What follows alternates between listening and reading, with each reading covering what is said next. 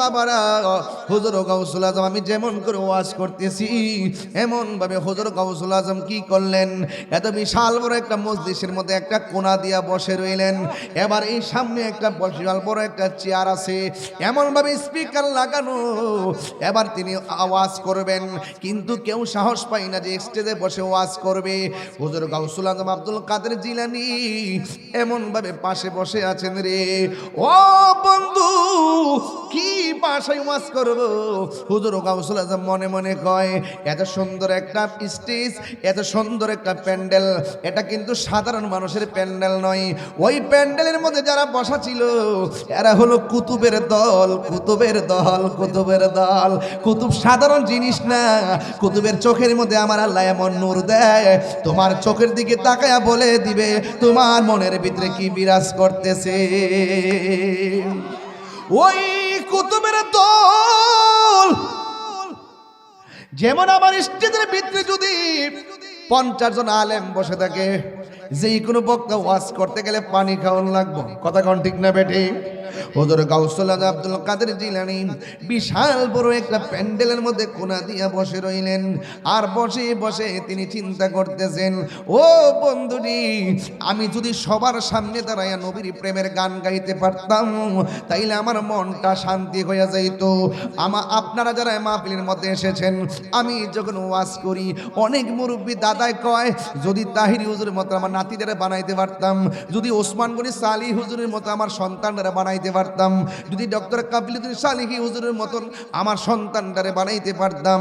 আমারটা বাদ দিলাম, বড় বড় হাস্তি উলামা ইকরামকে টেনে আনলাম, যদি আল্লামা উপাধ্যক্ষ আবুল কাশেম মোহাম্মদ ফজলুল হুজুরের মতন আমার সন্তানটারে বানাইতে পারতাম। নিচে বসে বসে প্ল্যান করে ওই মাহফিলের মধ্যে বসে মনে মনে চিন্তা করে, আল্লামা হাফেজ ওয়ালিউল্লাহ আশিকি হুজুরের মতন যদি আমার সন্তানটারে বানাইতে পারতাম তাইলে মনটা বড় বইরা যাইত। ঠিক এমন ভাবে ওয়াজের প্যান্ডেলে শত শত মানুষ বসে আছে, সাধারণ মানুষের প্যান্ডেল না, যারা বসে আছে সব হলো কুতুবের দল। আপনারা জবান খুলে কন, কুতুবের কলব কি জিন্দা না মরা? আর জোরে কন, আর জোরে কোন জিন্দারা মরা? ওই কুতুবের কলবটা হলো জিন্দা। বন্ধুরে, বন্ধুরে, ও সম্ভবপর গৌরসে গাউসুল আজমের বাবা, এবার হুজুর গাউসুল আজম কোনার মধ্যে বয়া বয়া চোখের পানি ফালায়া ফালায়া কান্দে। ও বন্ধুরে, ও বন্ধুরে, ওই মুহূর্তে হুজুর গাউসুল আজম কোনার মধ্যে বসে বসে চোখের পানি ফালায়া কানতে কানতে হঠাৎ করে চোখের মধ্যে ঘুম এসে গেছে। ঘুমের ঘুরে তাকায়া দেখে গো, আমার নূরের নবী, হায়াতুন নবী গাউসুল আজমের সামনে হাজির হয়ে গেছে। আরে হাত তুলে কোন আল্লাহু আকবার। যে জন্য গাউসুল আজম সে জনে বাগদাদেওয়ালা, যে জনে গাউসুল আজম সে জন বাগদাদেওয়ালা। আয় হায় তার কাঁদে যার চরণ যুগল মদিনাওয়ালা, আয় হায় তার কাঁদে যার চরণ যুগল মদিনাওয়ালা। যে জনে গাউসুল আজম সে জন বাগদাদেওয়ালা, যে জনে গাউসুল আজম সেজন বাগদাদওয়ালা। আবু সালে মুসা জঙ্গি ছিলেন যার পিতা, উম্মুল খায়ের ফাতেমা ছিলেন যার মাতা। আবু সালে মুসা জঙ্গি ছিলেন যার পিতা, উম্মুল খায়ের ফাতেমা ছিলেন যার মাতা। দুইজনে ছিলেন আল্লাহ নবীর প্রেমে মাতোয়ারা, দুইজনে ছিলেন আল্লাহ নবীর প্রেমে মাতোয়ারা। যে জনে গাউসুল, আমার যুবক ভাইরা, যে জনে গাউসুল দাদেওয়ালা, আয় হায় তার কাঁদে যার চরণ যুগল মদিনাওয়ালা, আয় হায় তার কাঁদে যার চরণ যুগল। হ্যাঁ যে জনে গৌসুল আজম সেজন বাগদাদ ওয়ালা, যে জনে গৌসুল আজম সেজন বাগদাদ। আবার হায় হায় তার কাঁদে যার চরণে যুগলে মদিনা ওয়ালা, হায় হায় তার কাঁদে যার যে জনে গৌসুল আজম সেজন বাগদাদ ওয়ালা, যে জনে গৌসুল আজম সেজন বাগদাদ ওয়ালা। আই বড় পীর আব্দুল কাদের, সুবহানাল্লাহ কয় না রে। আহা, এই ছোট পোলাপান তো এগুলো জানে না, আমাদের আগের পোলাপানগুলো জানে, এগুলো শিখাইতে হবে। আয় বড় পীর আব্দুল কাদের জিলানির জিলানি, তোমারই নামের গুণে, মাশাআল্লাহ। আয় বড় পীর আব্দুল কাদের, জন্ম তোমার জিলানতে, তরিকা হয়ে কাদিরিয়া, আবু সালে মুসা জঙ্গি আপনারই হয় যে পিতা, সুবহানাল্লাহ করে রে। আর জন্ম তোমার জিলানতে, তরিকা হয়ে কাদিরিয়া, আবু সালে মুসা জঙ্গি আপনারই হয় যে পিতা, উম্মুল খায়ের ফাতেমা, উম্মুল খায়ের ফাতেমা আপনারই হয় জননী, তোমারই নামের গুণে পানি। আয় বড় পীর আব্দুল কাদের জিলানির জিলানি, তোমারই নামের গুণে পানি। আয় বড় পীর আব্দুল কাদের, একটা জবান বন্ধ রাখবেন না, মহব্বতে মায়ার সুরে বলুন সুবহানাল্লাহ। আমার যুবক ভাইয়েরা, ও শম্ভুপুরীর বন্ধু, ও পাক্কার মাতার বাবা, যত জায়গা থেকে ভৈরব আপনারা এসেছেন, গাউসুল আজম আব্দুল কাদের জিলানী তিনি কি রিয়াজতের ওয়ালি না মাদারাজাত ওলি? মাদারাজাত ওলি কারে কয় একটু পরে বুঝবেন। ছোট্ট পোলাপান হাফিজিয়া মাদ্রাসায় পড়েনি। ওই ফাতেমাতুস সানি, ফাতেমাতুস সানি মনে রাখবেন, গাউসে পাকের আম্মা ফাতেমাতুস সানি, আর জগতের মা ফাতেমা আউয়াল। সুবহানাল্লাহ কোনে গেলে ইনি জগতের মা, জান্নাতের সরদারিনী, জোরে কেন মারহাবা। ওই ফাতেমাতুস সানি ডাক দিয়ে বলে, ও হুজুর, ছোট্ট পোলাপানগুলো আজ বাড়িতে নিয়ে যেতে হবে, আমার পোলাটার একটু পড়ান। যেখান থেকে সবক দেয় ছোট বাচ্চা ডগ ডগ করে পড়তে শুরু করে। সুবহানাল্লাহ করে রে। ডাক দিয়া বলি, কি ব্যাপার? তোমার মা তোমাকে আমার কাছে ভর্তি করাইছে, আমি একটা বললে তুমি আর একটা পড়ে ফেলো, কারণটা কি? তোমার মার কাছে নিয়ে যাব। মা দুঃখিনীর কাছে সন্তানটারে নিয়ে আসলেন। হুজুর ডাক দিয়া বলে, মা আপনার সন্তান এমনিতেই পারে, আপনার সন্তানটারে বারবার আমার কাছে কেন নিয়ে আসেন? মা ডাক দিয়ে, ও হুজুর, আমার ছেলে পারে না বলেই তো আপনার কাছে নিয়ে গিয়েছি। হুজুর ডাক দিয়ে বলে, ও ফাতেমা, আমি যখন পড়ি আউযুবিল্লাহ, আপনার সন্তান পড়ে বিসমিল্লাহ, আমি যখন পড়ি আলহামদুলিল্লাহ, আপনার সন্তান পড়ে আলিফ লাম মিম। এবার মা ডাক দিয়ে, ও বাবা, তোমার উস্তাদ যা বলছে তা কি সত্য নাকি? কয় মা আবার সত্য।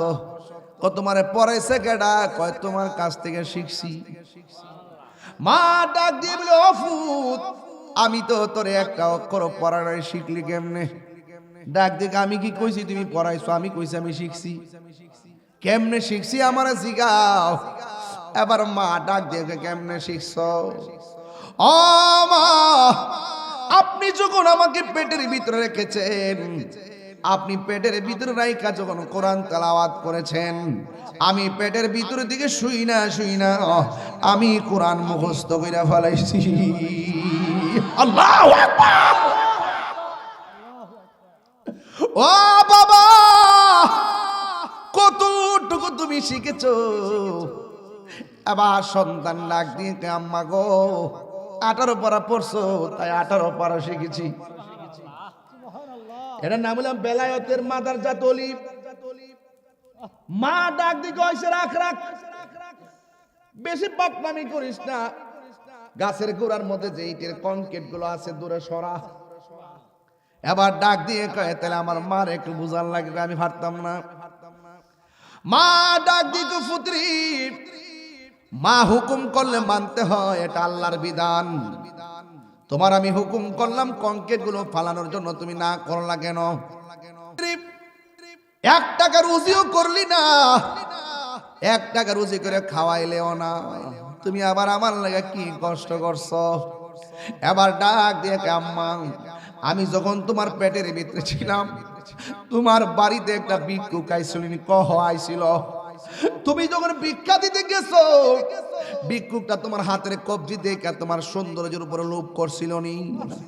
হ করছিল। ওই মুহূর্তে ঘরে থেকে তুমি আল্লাহর কাছে তোমার ইজ্জতের ভিক্ষা চাইছিলানি? কহ চাইছিলাম। ওই মুহূর্তে জঙ্গলা থেকে বাঘ আইছিল নি? কহ আইছিল। ও মা, এটা অন্য কারো খেলা নয়, এটা আল্লাহর দফতর দিকে আমি গাউসুল আজম খেলা জোড়াইছি। আল্লাহু আকবার বলেন। দেওয়ার মালিক কে? আরো বড় করে বলো কে?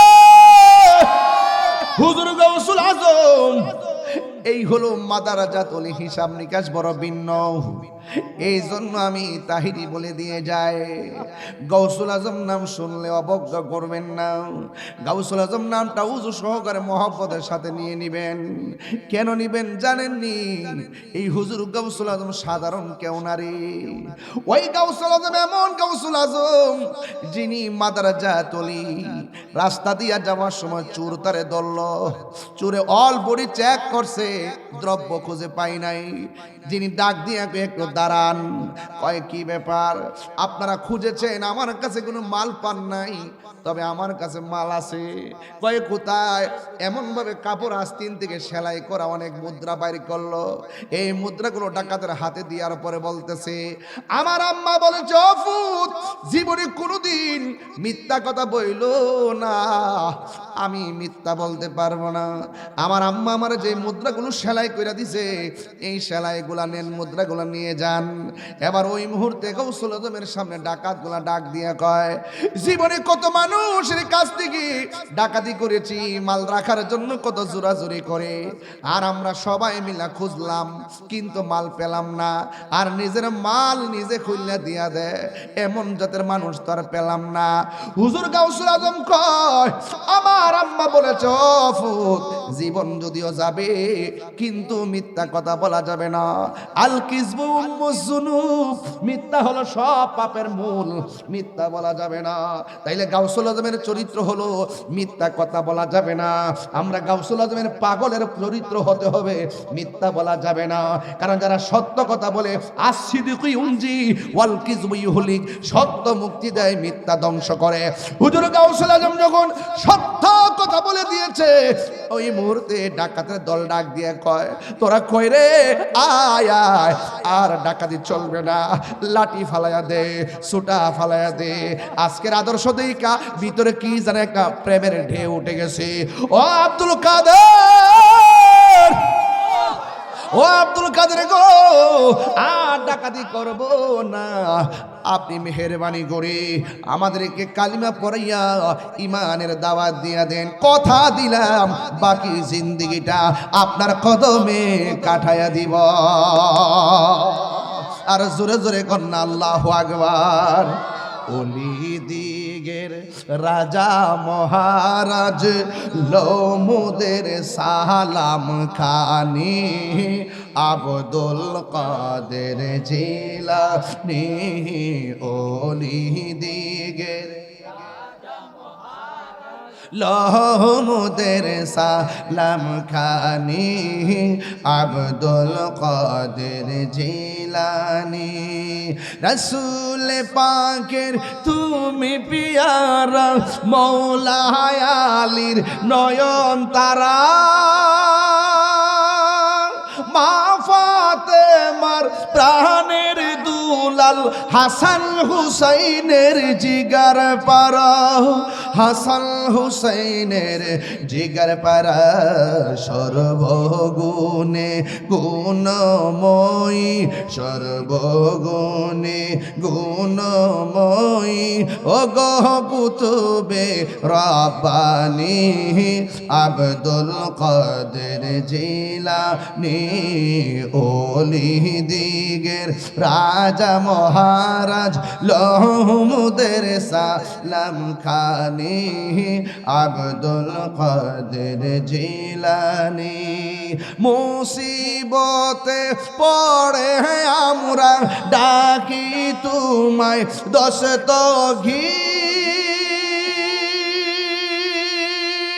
মুহূর্তে উদ্ধার করো মুদের গো বড় পীর মুদের গো বড় পীর নাই তুলনা নাই তুলনা বিষে তোমার ও গো মাহবুবে সুবহানি আব্দুল কাদের জিলানি ওলি দিগের রাজা মহারাজ লহমুদের জয় আব্দুল কাদের আব্দুল কাদের জোরে কন্যা ওলি দিগের রাজা মহারাজ লহমুদের সালাম খানি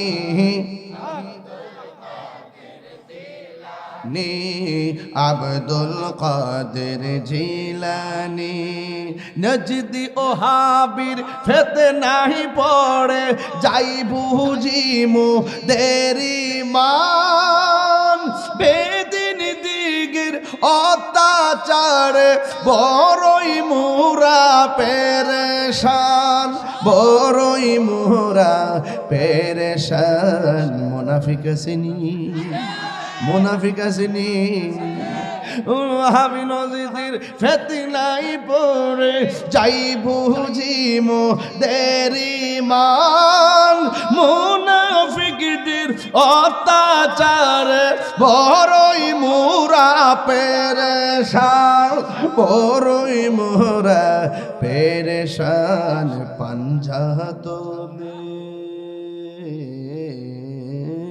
পাঞ্জাতনের দুহায় তোমায় পাঞ্জাতনের করো মুশকিল আসানি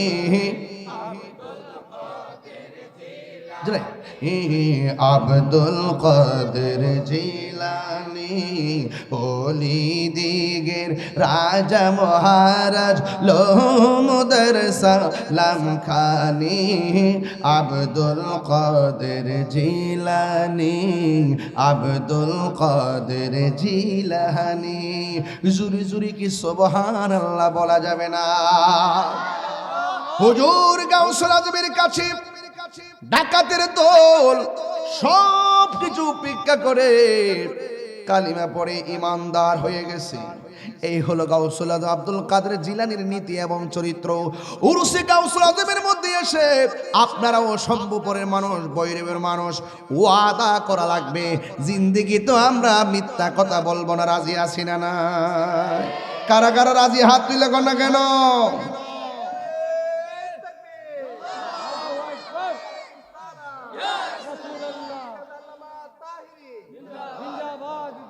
মিথ্যা কথা বলবে? মিথ্যা কথা বললে কি ইবাদত কবুল হবে? রমজান মাস আসছে, সত্য বলার জন্য না মিথ্যা? আরো জোরে, সত্য না মিথ্যা? আমার যুবক পোলাপানগুলো যদি এক হয়ে যায় তাহলে দ্রব্য মূল্য বাড়ায় কি কেউ টিকতে পারবো? জুলুম নির্যাতন করে কি কেউ পার পাবে? এবং কোন দুর্নীতি করতে পারবে? পারবে না। কত? 180। ডিমের থেকেও বেশি না? লেবু লেবু আনছে আজকে 200 করে। ভালোই তো হইছে। পেঁয়াজ, লেবু, শসা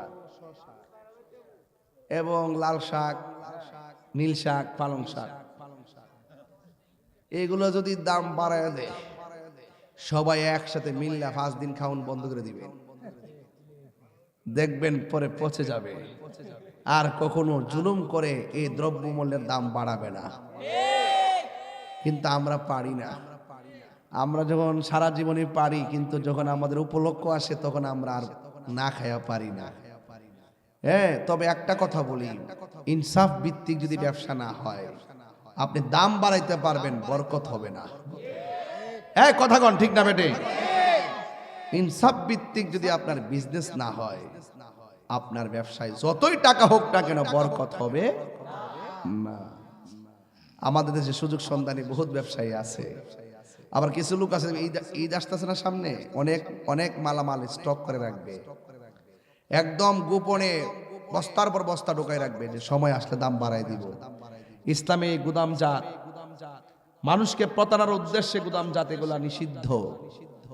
মানুষের সঙ্গে প্রতারণামূলক চিন্তা ভাবনা রেখে কেউ যদি জব্দ করে রাখে মাল, সময় মতো সাইরা লাভবান হবে, এটা হারাম। এটা কি হারাম? হারামের মধ্যে কোনো আরাম আছে? আঙ্গ দেশে অনেক সমস্যা।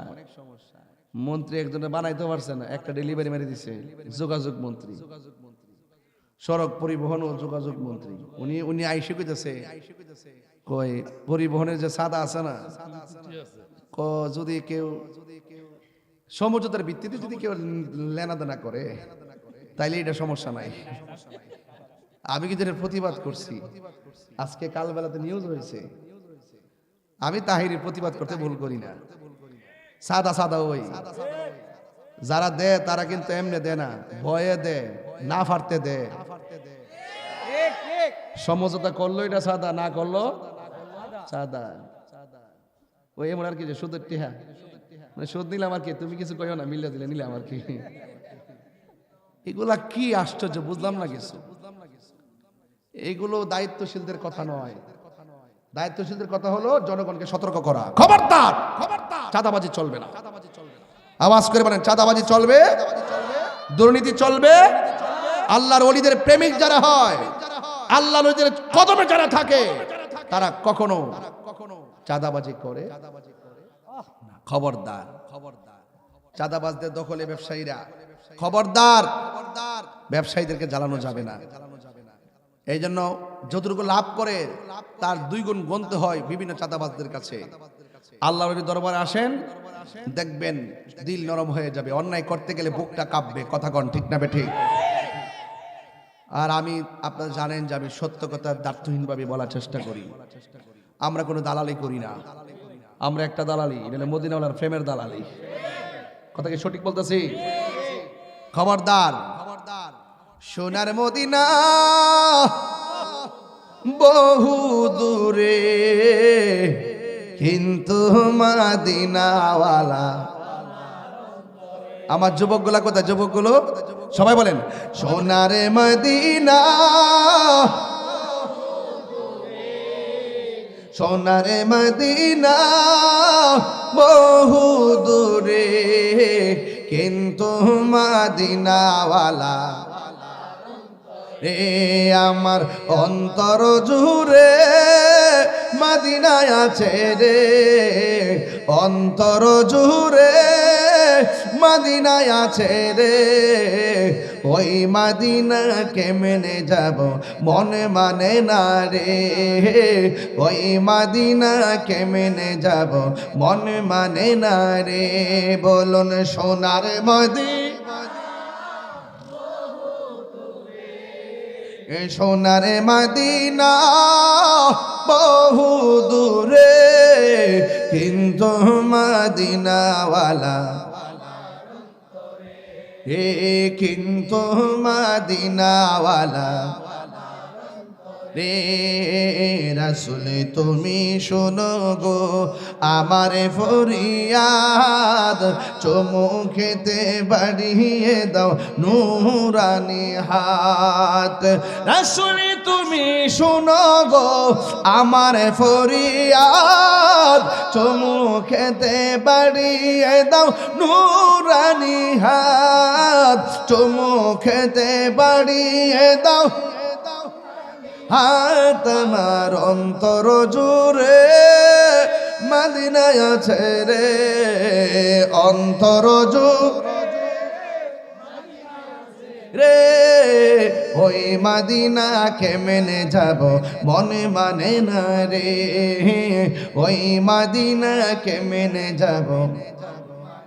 রমজান মাস তো জাগাইবেন তাই লাভ। সোনারে মদিনা দূরে, সোনারে মদিনা দূরে, কিন্তু মদিনাওয়ালা যে গিয়েছে একবার সোনারে মদিনা, আহার মনে আর কোনো দুঃখ রইল না। যে গিয়েছে একবার সোনার মদিনা, তাহার মনে আর কোনো না, তাহার মনে আর কোনো। হায় আমার মন কান্দে রে, প্রাণ কান্দে রে, মন কান্দে রে, প্রাণ কান্দে রে।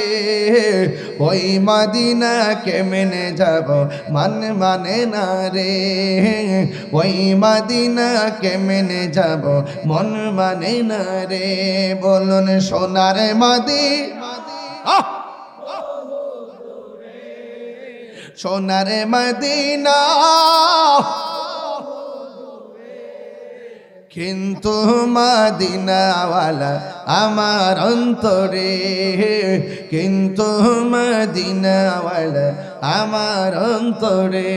জোরে জোরে কি আল্লাহু আকবার বলা যাবে না?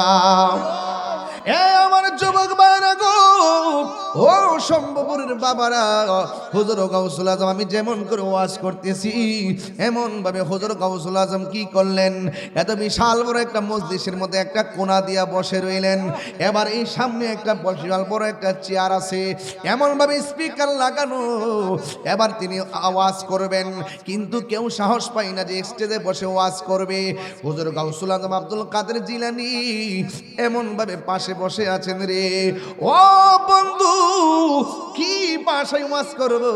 হুজুর গাউসুল আজম মনে মনে কয়, এত সুন্দর একটা স্টেজ, এত সুন্দর একটা প্যান্ডেল, এটা কিন্তু সাধারণ মানুষের প্যান্ডেল নয়।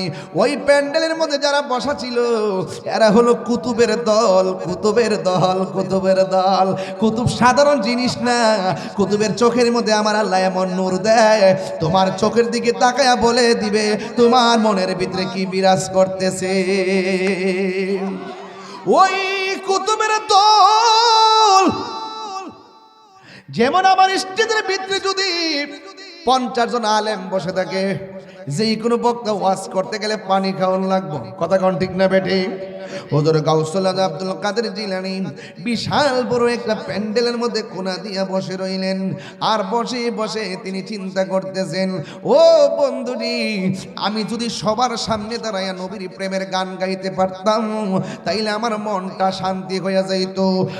আপনারা যারা মাহফিলের মধ্যে এসেছেন, আমি যখন ওয়াজ করি অনেক মুরব্বী দাদায় কয়, যদি তাহিরি হুজুরের মতো আমার নাতিদের বানাইতে পারতাম, যদি ওসমান গনি সালি হুজুরের মতো আমার সন্তানরা বানাইতে পারতাম, যদি ডক্টর কাবিলুদ্দিন সালিহি হুজুরের মতন আমার সন্তানটারে বানাইতে পারতাম। আমারটা বাদ দিলাম, বড় বড় হাস্তি উলামা ইকরামকে টেনে আনলাম, যদি আল্লামা উপাধ্যক্ষ আবুল কাশেম মোহাম্মদ ফজলুল হুজুরের মতন আমার সন্তানটারে বানাইতে পারতাম। নিচে বসে বসে প্ল্যান করে ওই মাহফিলের মধ্যে বসে মনে মনে চিন্তা করে, আল্লামা হাফেজ ওয়ালিউল্লাহ আশিকি হুজুরের মতন যদি আমার সন্তানটারে বানাইতে পারতাম তাইলে মনটা বড় বইরা যাইত। ঠিক এমন ভাবে ওয়াজের প্যান্ডেলে শত শত মানুষ বসে আছে, সাধারণ মানুষের প্যান্ডেল না, যারা বসে আছে সব হলো কুতুবের দল। আপনারা জবান খুলে কন, কুতুবের কলব কি জিন্দা না মরা? আর জোরে কন, আর জোরে কোন জিন্দারা মরা ওই কুতুবের কলবটা হলো জিন্দা বন্ধুরে বন্ধুরে ও সম্ভবপর গৌসে গাউসুল আজমের বাবা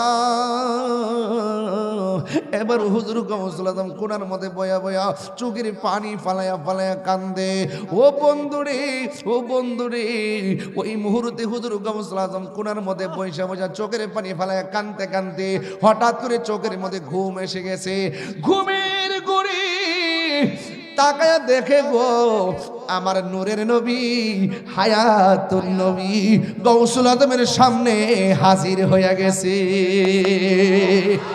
আরে হাত তুলে কোন আল্লাহু আকবার আমার নবী আসার ক্ষমতা আছে না নাই আমার নবী দিদার দেওয়ার ক্ষমতা আছে না নাই নবীকে স্বপ্নে দেখলে গুনাহ হয় না গুনাহ মাফ হয় নবীরে দেখলে শুধু গুনাহ মাফ হয় না জাহান্নামের আগুন হারাম হয়ে যায় আর নবীজিকে বলে আমরার মতন সাধারণ মানুষ তোর বউ তালাক তোর ঈমানও তালাক হারামিরা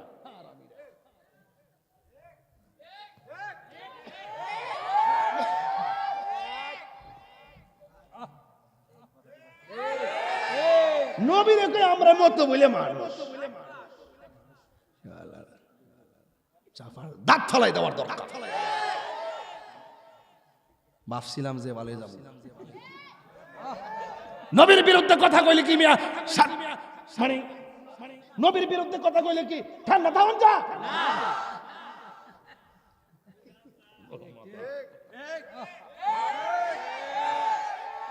ওকরে নবীরে বড় ভাইয়ের মতন ব্যবহার করে নবী বাজারও গেছে আমরাও বাজারও যাই নবী বিয়া করছে আমরাও করছি নবীর ঘরে জিফুত হইছে আমরা ঘরে হইছে নবী ঘুমায় আমরা ঘুমাই তো আমবাসে তো আমই ধরে নবী তো মা মেনার ঘর হইছে নবী কি মানুষ না গরু নি নাউজুবিল্লাহ জোরে কোন যখন এই যুক্তিটা দে হার আসু তালা হইলে গাল হাতের বাড়ি মারবেন আরে বেটা তুই যে নবীরে কস তোর তুই হাতলে তোর গায়ের মধ্যে ছায়া আছে নবী যখন হাঁটতেন নবীর বডি মোবারকের কোনো ছায়া থাকতো না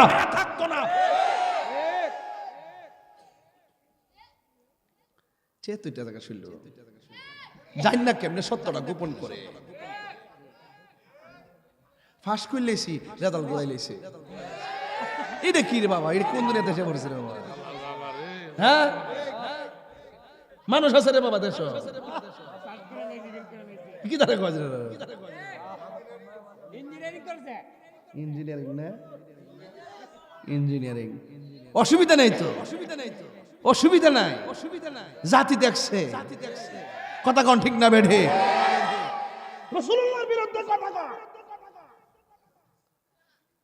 আমারও 100 বার গালি দোক আমার আপত্তি নাই যখন বলবো যে নবী আমাদের মতো নবী হাসরের মাঠে সুপারিশ করবো দূরের কথা নবীর জান লয়ে বলে ঠেলা ঠেলি তখন তো বালা জুতা বাদ দিয়া সিরা জুতা দিয়ে দূরে বাড়ি বানানো লাগবো বলেন বৈরবের মানুষ আওয়াজ করে কোন আমার নবীর সুপারিশ করার ক্ষমতা আছে না নাই নবীকে ক্ষমতা দিয়েছে কে শাফাআতি লিআহলিল কাবাইর মিন উম্মতি রাসূলুল্লাহ বলেন আমার উম্মতের মধ্যে যারা কবিরা গুনাহ করবে তাদের জন্য সুপারিশ করা আমার জন্য ওয়াজিব হয়ে যায় তাকবীর নারে সালাত নারে গাউসিয়া পীর মুফতি গাশিদুল্লাহ তাহরি সাহেব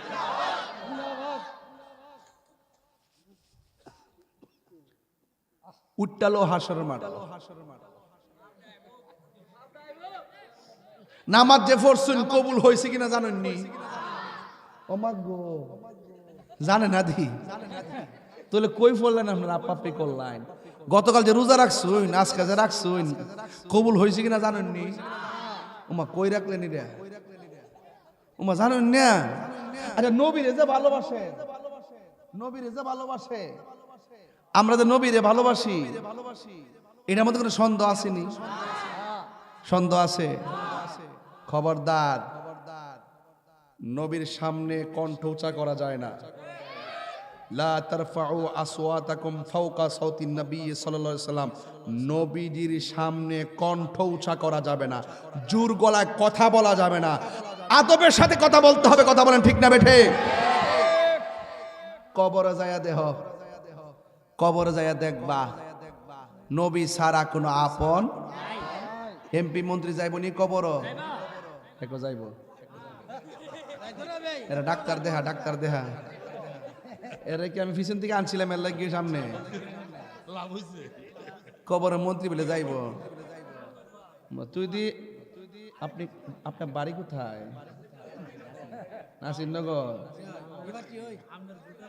আমার মরণের কতদিন বাকি আমি জানিলাম না গো আল্লাহ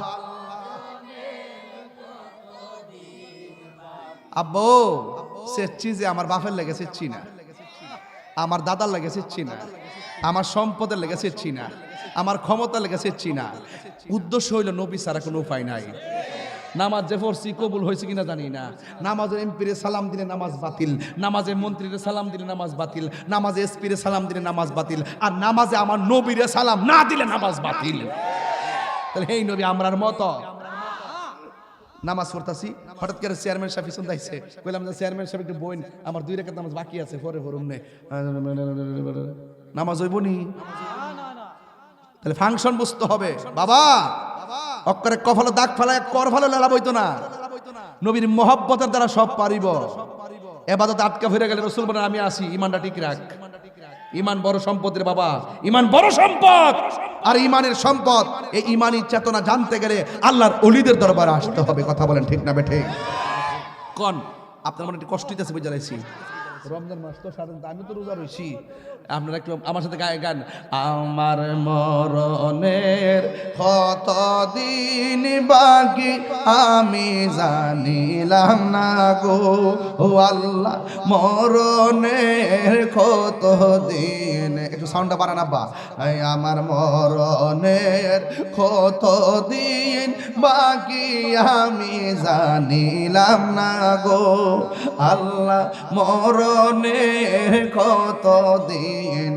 বাকি আর হায়াত আর 40 দিনের আগে ভাইরে মতের নিশানি 40 দিনের আগে ভাইরে মতের নিশানি হে আজরাইল আয়েশা কাইরা নিব চোখে দিয়া আন্দি আমি জানিলাম না গো আল্লাহ মরণের কতদিন বাকি আমার মরণের কতদিন বাকি আমি জানি আল্লাহ মরণের কতদিন বাকি আর মরণের কতদিন বাকি আর হায়াত হইল হাতে ভাইরে মত হইল পায় হে যে জায়গা যার মরণ লেখা সেই জায়গা সে মরে আমি জানিলাম না গো আল্লাহ মরণের কতদিন বাকি আমার মরণের জানিলাম না গো আল্লাহ মরণে বাকি আমার মরণের কতদিন আমি জানিলাম না গো আল্লাহ মরণের কতদিন বাকি আর মরণের কতদিন মাসকারা কেবল জানিলাম ও আল্লাহ মরণের কতদিন বাকি আমার মরণের কতদিন বাকি আমি জানিলাম না গো আল্লাহ মরণের কতদিন বাকি কেন আমি ওলি আল্লাহর কথা বলেছি কেন আমি মাসকান দিয়া নবীর কথা বলেছি কারণ কবর দেশে নবী ছাড়া কোনো উপায় যায়া দেখেন আজকে আমি গেছিলাম জুম্মার নামাজ পড়ে আমার আব্বা হুজুরের রওজা জিয়ারত করতে অনেক মানুষ নিয়ে জিয়ারত করতে গিয়েছি আমার উকিল আম্মা মারা গেছে তার কবরটা জিয়ারত করলাম পাশে দেখলাম সব গাছ কাটতেছে, সুন্দর করে বাউন্ডারি করতেছে। আর দেখলাম বিশাল বড় একটা বাঁশের জারা আছে আমাদের গুরুস্থানে। বাঁশের দিকে তাকায়া তাকায়া ভিতরে একটা নাড়া মারছে। আরে বাঁশ রে বাঁশ, তুই পচবার আগে আমার দেহটা পচা মাটির সঙ্গে মিশা যাইব। 3 দিন পরে নাকি নাকটা পচে যাবে, নাকটা পচে যাবে। 6 দিন পরে নখগুলা উঠে যাবে। 9 দিন পরে মাথার চুলগুলো খুলে পড়ে যাবে রে। এরপরে চোখের মধ্যে অ্যাটাক করবে, পেটটা ফুলে ফেটে যাবে। বাঁশের জারের দিকে তাকায়া ভিতরটা নাড়া মারছে। ও বাঁশ, তুই পচবার আগে আমি বুঝি কবরে পৌঁছা যাবো রে। বড় মজবুত করে বানাইছে, আমি কেন পৌঁছা যাবো রে? এই কবর বড় সাংঘাতিক। এই কবরে যারা গেছে এরা জানে কবরটা কতদিনে কত মার যাইতেছে। ওই কবরটা বড় সাংঘাতিক জায়গা।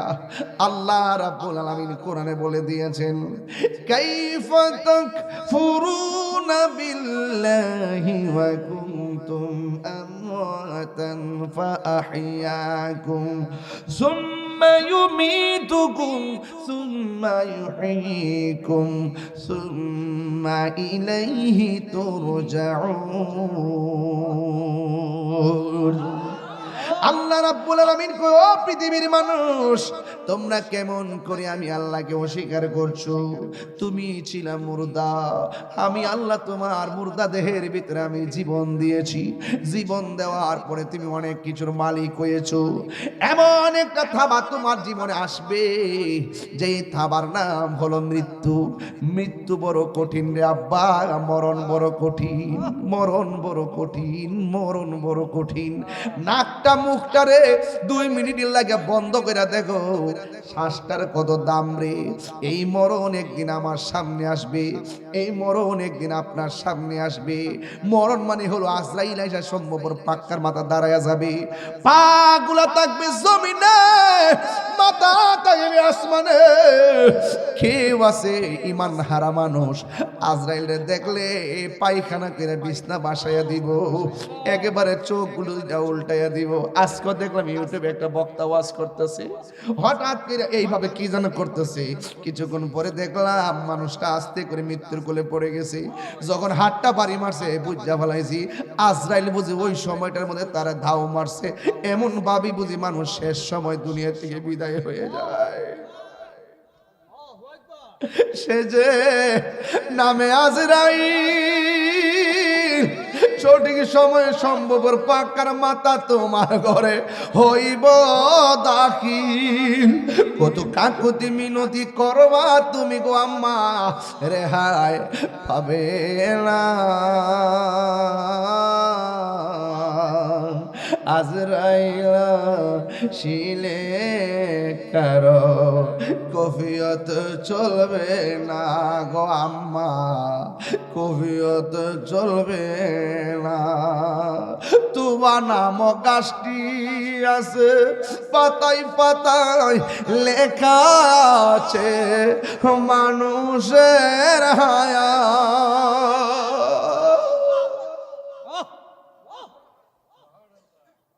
এই মুহূর্তে কার হায়াত কত জানি না রে।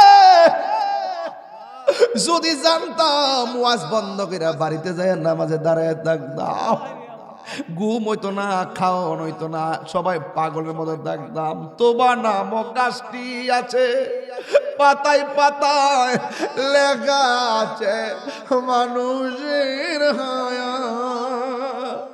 সেই পাতা জড়িয়া পড়লে, সেই পাতা জড়িয়া পড়লে মোদের নিশানা।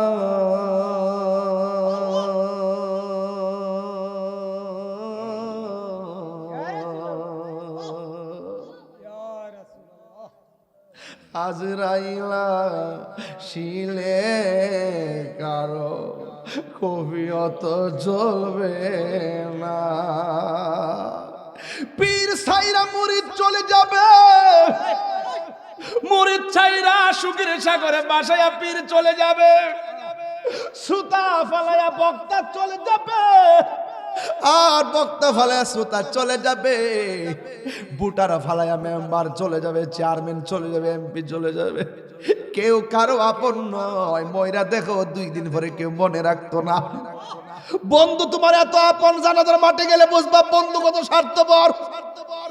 কবরের মধ্যে মাটি দিতে যাই সে কয় কাজ আছে, বাজার আছে, খেলা আছে, জানাজার নামাজটা পইরা দৌড় মাইরা খেলায় চলে যায়। 2 দিন পরে বন্ধুরে আর বন্ধু মনে রাখে না। এই পৃথিবীতে কেউ তোমার আপন না। তোমার আপন যিনি হবে রে, তিনি সোনার মদিনা উম্মতি উম্মতি বলে।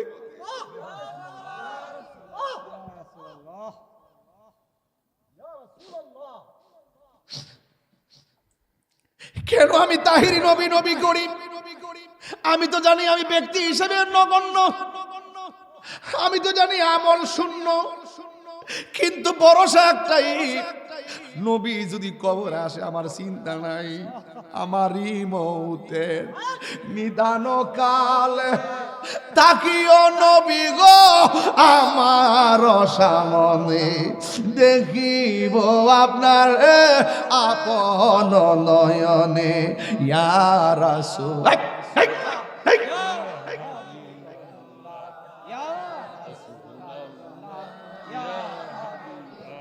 অন্ধকার কবরে যখন দিবে আমাকে, অন্ধকার কবরে যখন দিবে আমাকে, থাকিও নবী গো আমার শিয়রে, দেখিব আপনাকে আপন নয়নে, দেখিব আপন নয়নে।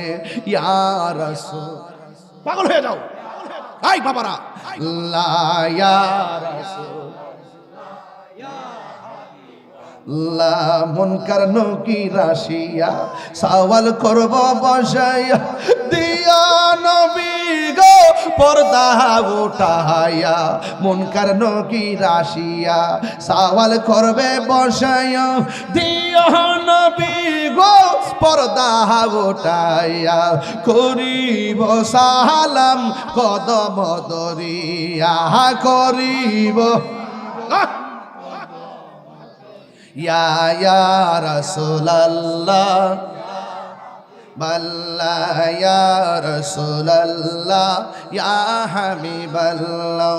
শুনিয়াছি হাদিসে দেখিলে আপনাকে জীবনের গুনাহ জড়িয়া পড়ে, শুনিয়াছি হাদিসে দেখিলে আপনাকে জীবনের গুনাহ জড়িয়া পড়ে, দিও গো দেখা দয়া করিয়া, দিও গো করিয়া ইয়া রাসূলুল্লাহ। একটু 2 হাত সোজা করে নবীর দেন না, নবীর দেখাই দেন, পতাকা বানায়, পতাকা পতাকা সবাই পতাকা বানায় দেন। ইয়া রাসূলুল্লাহ মিবাল্লাহ ইয়া রাসূলুল্লাহ ইয়া হাবিবাল্লাহ, আমারি মৌতের নিদান কাল, আমারি মৌতের থাকিয়া নবী গো আমার সামনে, দেখিব আপনাকে আপন নয়নে, দেখিব নয়নে। ইয়া রাসূলুল্লাহ ইয়া হাবিবাল্লাহ ইয়া রাসূলুল্লাহ ইয়া হাবিবাল্লাহ। একটা জবান বন্ধ রাখবেন না, ওই কবরে নবী চাই কি চাই না। আল্লাহর হাবিব বলেন, আমি নবী যখন মেরাজে গিয়েছি, যাওয়ার পরে আমার আল্লাহ আমার অনেক আযাব দেখাইছে, আমার আল্লাহ আমাকে অনেক গজব দেখাইছে। আমি দেখলাম সবচাইতে কঠিন আযাব হলো কবরের আযাব। কবরের আযাবের মতো এত কঠিন আমি কিছুই দেখি নাই রে, কিছু দেখি নাই। আল্লাহর হাবিব বলেন, কবর হলো আখিরাতের প্রথম মঞ্জিল। এই কবর এমন একটা জায়গা, যেই জায়গায় গেলে আর ফিরে আসা যায় না। আমার নবী আপনার নবী বলেন কবরের ভিতরে গেলে সব চাইতে আযাব দিবে এক প্রকার মানুষ, যার আমলের মধ্যে নামাজ থাকবে না, নামাজের ব্যাপারে যারা উদাসীন। ও শম্ভুপুর বাক্কার মাতার বাবা, নামাজ 5 ওয়াক্ত পড়া লাগবে, নামাজ পড়তে হবে। নামাজ না পড়লে আমার নবী বলেন বেনামাজের জন্য কবরে 3টা শাস্তি অবধারিত। আল্লাহু আকবার কয় না রে? বেনামাজের জন্য 3টা শাস্তি অবধারিত। আল্লাহর হাবিবকে প্রশ্ন করা হয়, ইয়া রাসূলুল্লাহ নবী গো, ও মায়ার নবীজি, কবরের ভিতরে 3টা আযাব কি কি আযাব হবে? আমার নবী আপনার নবী বলেন বেনামাজি হইয়া কবরে গেলে রেহাই পাবে না, 3টা আযাব অবধারিত। বন্ধুরা রে আমার, ও শম্ভুপুরের বাবা, ও ভৈরবের বাবা, নবী আমার 1 নম্বর আযাব কইলেন, কই নামাজ না পড়লে কবরে 3টা শাস্তি হবে বেনামাজির। এর মধ্যে 1 নম্বর আযাব হলো কবরের ডান পাশের মাটিগুলা পৃথিবীর এক প্রান্তে চলে যাবে, বাম পাশের মাটিগুলা আরেক প্রান্তে চলে যাবে। যুবক পোলাপান, আল্লাহর হাবিব বলেছেন যারা যৌবনকালে বেশি ইবাদত করবে আমার আল্লাহ এদেরকে হাসরের ময়দানে আরশে আজিমের নিচে ছায়া দান করে দিবে। এই জন্য 5 ওয়াক্ত নামাজ পড়া লাগবে। এই মুহূর্তে নামাজটা বড় দামি, মুরব্বী হইয়া গেলে দাঁড়াইতে পারবা না, কোমরটা সোজা করতে পারবা না, আঙ্গুলগুলো বিছাইতে পারবা না, কোমরে ব্যথা নিয়ে চাইলেও পারবেন না। এই জন্য যৌবনকালে যদি ইচ্ছে মতো আল্লাহরে ডাকতে পারেন, আমার নবী আপনার নবী বলেন হাসরের ময়দানে আপনাদের জন্য আমার আল্লাহ আরশে আজিমের নিচে ছায়া দান করে দিবে। এ যুবক, এখনো সময় আছে। এই চোখ দিয়ে আমার আল্লাহরে দেখার সুযোগ আছে, এই চোখ দিয়ে স্বপ্নে আমার নবীরে দেখার সুযোগ আছে, এই জবান দিয়ে নবীর স্লোগান দেওয়ার সুযোগ আছে, এই কান দিয়ে নবীর স্লোগান শোনার ক্ষমতা আছে। এ বন্ধু, সময় থাকতে কানকে কাজে লাগাও, সময় থাকতে জবানকে কাজে লাগাও, সময় থাকতে চোখটারে কাজে লাগাও, সময় থাকতে হাতটারে কাজে লাগাও, সময় থাকতে পা দুইটাকে কাজে লাগাও, সময় থাকতে অন্তরটাকে স্থির করে নাও। এই জন্য আমার নবী আপনার নবী বলেন এ পৃথিবীর মানুষ, পৃথিবীটা এমন একটা জায়গা যেখানে আসার গ্যারান্টি, যাওয়ার কোনো গ্যারান্টি নাই। আল্লাহর হাবিব বলে বেনামাজের জন্য 3টা শাস্তি অবধারিত।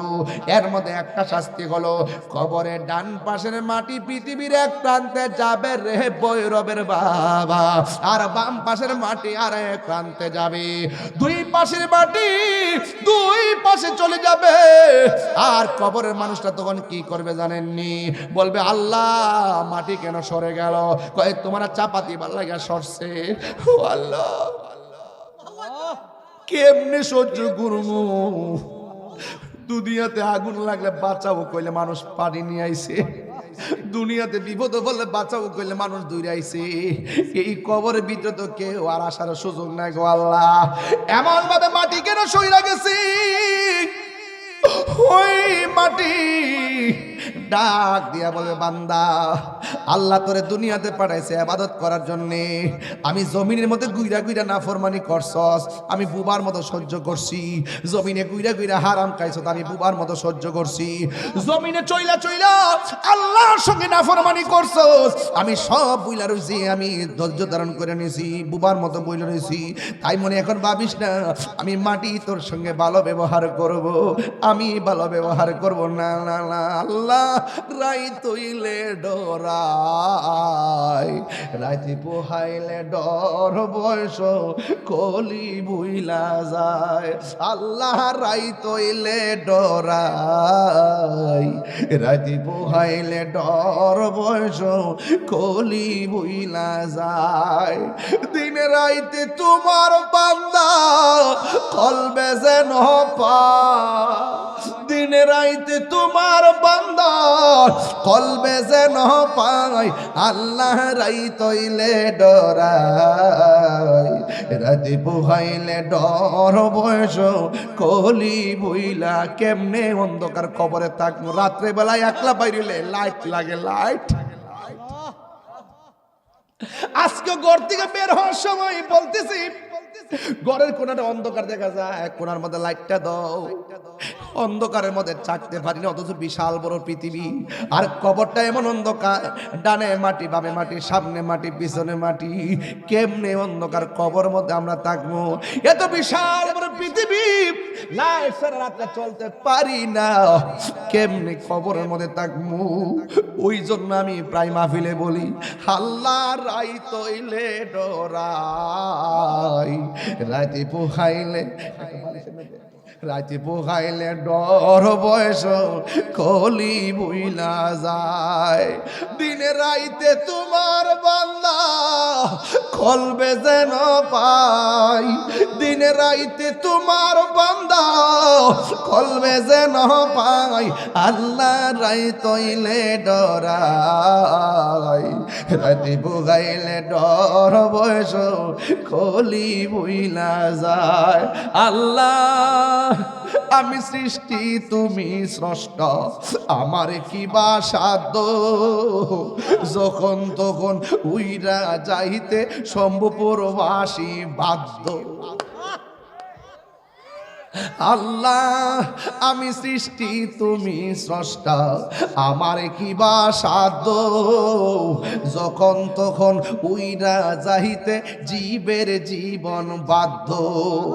সব ক্ষমতার প্রতিপাদ্য হর হামেশা গাই, সব ক্ষমতার প্রতিপাদ্য হর হামেশা গাই, আল্লাহ রাই তৈ নে ডরাই, রাতে পোহাইলে ডর বয়স কলি বুইলা যায়, আল্লাহ রাই তৈলে ডরাই, রাতে পোহাইলে ডর বয়স কলি বুইলা যায়। দিন রাইতে তোমার বান্দা কলবে যেন পাই, দিন রাইতে তোমার বান্দা কলবে যেন পাই, আল্লাহ রাই তৈলে ডরাই, রাতে পোহাইলে ডর বয়স কলি বুইলা যা। মারফেটে আসলাম আন্দারা সিন্নি বাজার, মারফেটে যা আসলাম আন্দার আসলাম নি, আন্দারপুরের মানুষ আমি, আন্দারপুরের মানুষ আমি, আর আন্ধার গোরের বাসিন্দা। ও আল্লাহ কন্যা, ও আমি এক নগণ্য বান্দা, হো আল্লাহ আমি এক নগণ্য বান্দা। ঠিক না বেঠি? ওই দুই পাশের মাটি দুই পাশে চলে যাবে। আমার নবী বলেন, বেনামাজি হইয়া কবরে গেলে দুই পাশের মাটি আইসা এমন জোরে তোমারে চাপা মারবো, মারার পরে ডান পাশের হাড্ডিগুলো বাম পাশের হাড্ডির ভিতরে ঢুক। আল্লাহ আল্লাহ আল্লাহু আকবার, আল্লাহু আকবার। বাম পাশের মাটিগুলো ডান পাশের হাড্ডিগুলোর ভিতরে ঢুকাইয়া দিবে, বাম পাশের মাটি তোমার চাপা মারবো। চাপা মারার পর ইন দি মিন টাইমে তোমার বাম পাশের হাড্ডিগুলো ডান পাশের হাড্ডির ভিতরে ঢুকিয়া যাইব, এমন জোরে চাপা মারবো টিস্যুর মতন শরীরটারে গুড়া বানাইয়া ফেলবো। ওরে বাবা, ট্রমা সেন্টার নাই, হাড্ডি জোড়া লাগাইবা, এক্সট্রা নাই, হাড্ডি জোড়া লাগাইবা, তসনস করে হাড্ডিগুলা গুড়া বানাইয়া ফেলবে। বান্দা ডাক দিয়া বলবে, আল্লাহ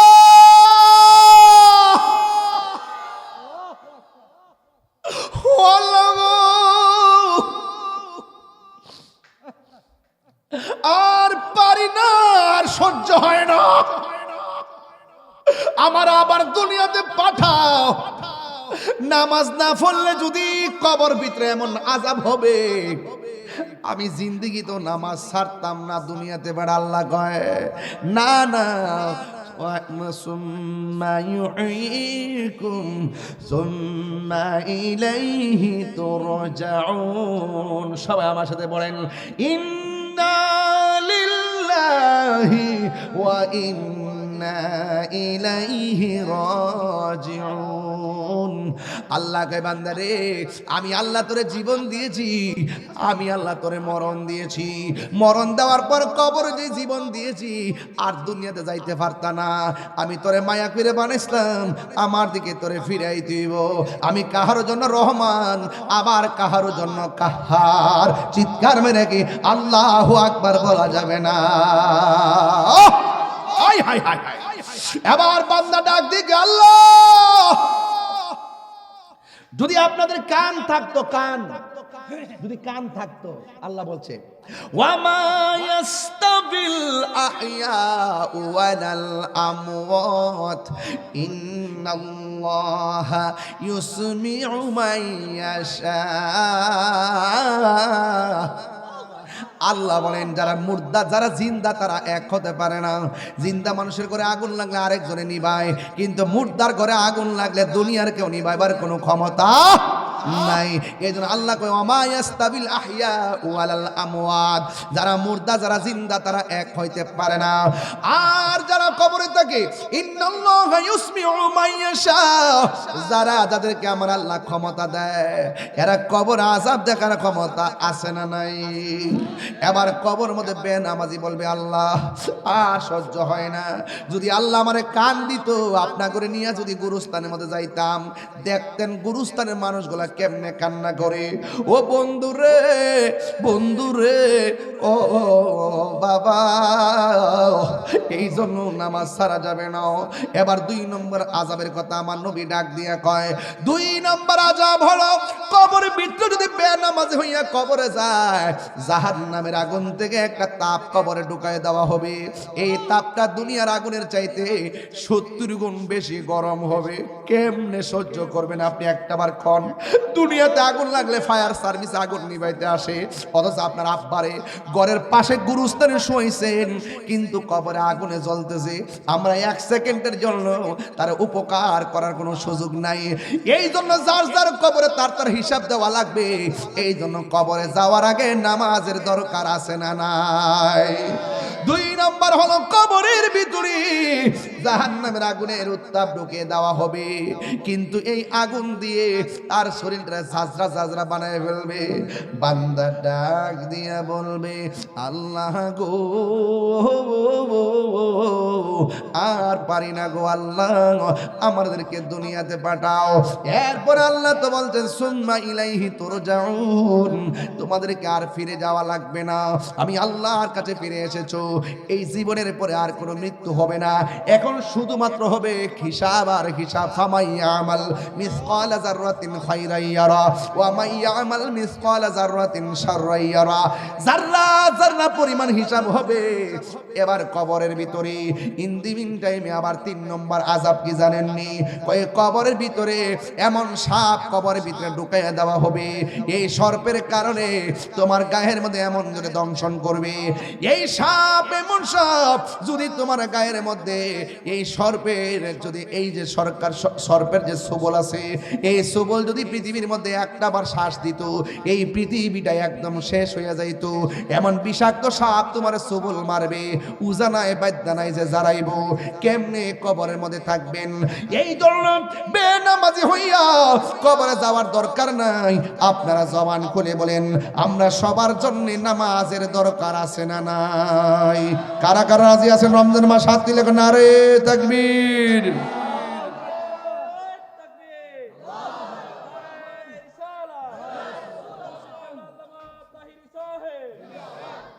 আল্লাহু আকবার, জোরে কর, আর জোরে কর আল্লাহু আকবার।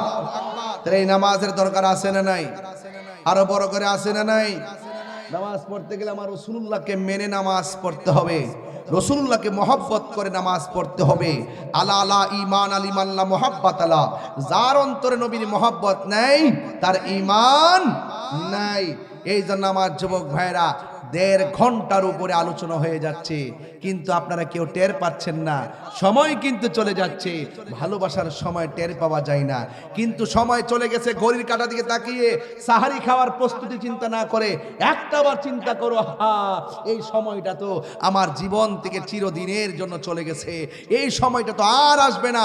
অন্তত পক্ষে উরুসে গাউসুল আজমে এসে আমরা এই সময়টা কাটানোতে নিজেকে ধন্য মনে করছি। ঘুমিয়ে কাটাই নাই, আমরা নবীর মহব্বতের আলোচনা শুনে শুনে আমরা গাউসিয়া দরবার শরীফে সম্ভব পাক্কার মাথায় উলি আল্লাহর সোহবতে থেকে এই সময়টা রমাদানুল করিম, রমাদানুল মুবারকে আমরা কাটিয়েছি। হয়তো এই উসিলাই আমাদের জীবনের গুনাহগুলো ক্ষমা করে দেওয়ার মালিককে, আরো বড় করে ক্ষমা করে দেওয়ার মালিককে। এই জন্য সেই আল্লাহর প্রেমে দিওয়ানা হতে হবে, নবীর প্রেমে দিওয়ানা হয়ে নামাজ পড়তে হবে, রোজা রাখতে হবে। আমার কবর আপনার কবর পাশাপাশি হতে পারে। এই কবরে কি হয়, এই কবরে কি হয়, কেউ জানার কোনো ক্ষমতা নেই।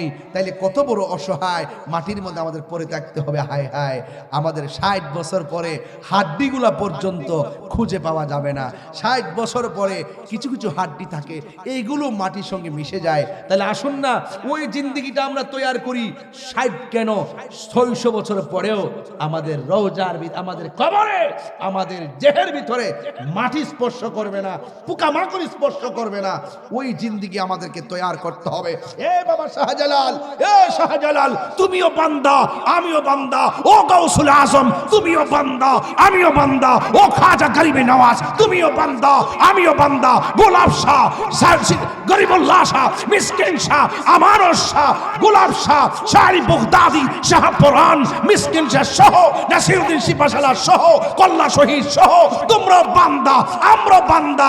তোমার দরবারে এত লোক কেন জিয়ারত করতে আসে, এত মানুষ কেন তোমাকে স্মরণ করে? শাহজালাল বলেন, আমার জীবন, আমার যা কিছু আছে সব কিছু মস্তুহার প্রেমে কুরবান করে দিয়েছিলাম, তাই আমি চলে যাওয়ার পরেও আমার রওজা জিন্দা রয়েছে।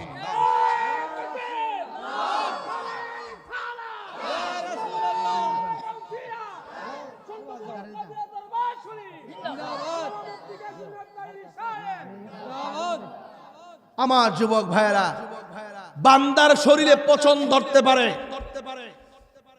কিন্তু বন্ধুর শরীরে পছন্দ ধরে না। পার্থক্য আছে না নাই? আর তুমি মৌলবি যাও বন্ধুর রওজা বাংতা, টেঙ্গের আড্ডি ভেঙ্গে নেবে। আমরা নবী ছাড়া কিছু বুঝি? নবীর মহব্বতে নামাজ পড়লে নামাজ দামি, নবীর মহব্বতে রোজা রাখলে রোজা দামি, নবীর মহব্বতে হজ করলে হজ দামি। রাসূল বলেন, মান যারা কবরি ওয়াজাবাত লাহু শাফাআতি, যারা আমার রওজা জিয়ারত করেছে তার জন্য শাফাআত করা আমি নবীর জন্য ওয়াজিব হয়ে যায়। আর বাংলাদেশে হজ করতে যায়, ট্রেনিং দেয়, ট্রেনিং। মক্কা গিয়ে চলে আসলে চলবে, মদিনায় যাওয়ার দরকার নাই। কম মদিনা যাওয়া ফরজ না। আরে বেড়া, আশেকের প্রেম তো নবী ছাড়া কিছুই বুঝে না। কথা কোন ঠিক না বেঠি?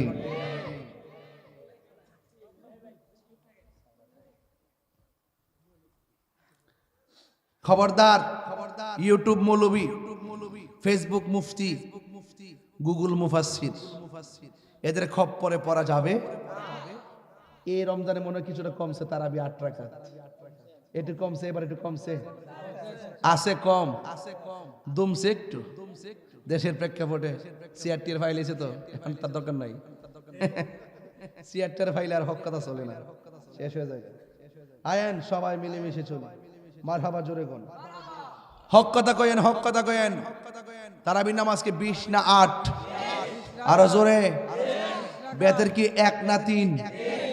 আমরা যা পড়ে আসছি বাপ দাদারা পড়তে পড়তে 1500 বছর থেকে যেভাবে আসছে, আমরা এভাবেই পড়বো ইনশাআল্লাহ। আল্লাহ যেন কবুল করে, আমিন কোন। আরো বড় করে কোন আমিন। সবাই আমার সাথে সাথে বলেন সুবহানাল্লাহ।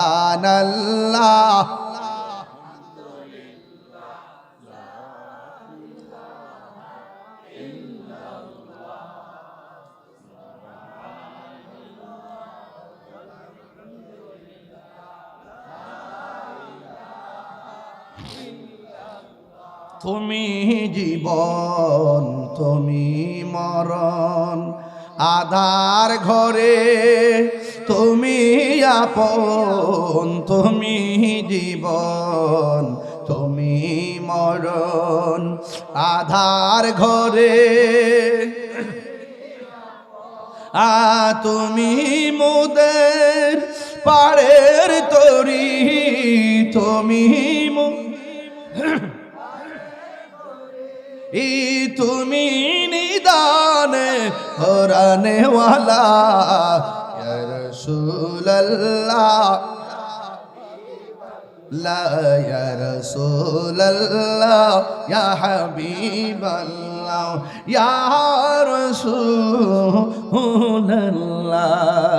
তুমি মোদের আশার আলো সবাই তুমি মোদের তাই তো তোমায় আর হৃদয় নামের ফুলদানিতে হৃদয় না গেতে রেখেছি প্রেমের মালা ইয়া রাসূলুল্লাহ ইয়া হাবিবাল্লাহ ইয়া রাসূলুল্লাহ